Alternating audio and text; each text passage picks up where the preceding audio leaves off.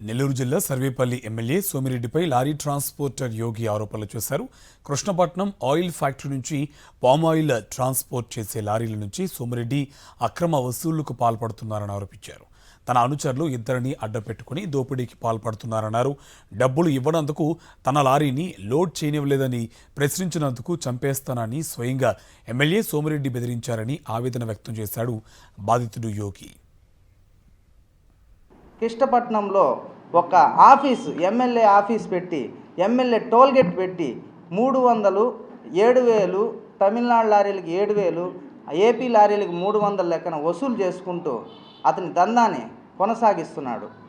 మేమేంటి అసలు ఏం సార్ ఇట్లా ఎందుకు మాకు లారీలకు 300 ఇవ్వాలి అంటే ఇవ్వాల్సిందే, అది మా ఎమ్మెల్యే రూల్ అని ఉమాపతి గట్టిగా ఫోన్లు చేసి ప్రతి ఒక్క కస్టమర్కి ఫోన్లు చేసి వాదిస్తున్నాడు.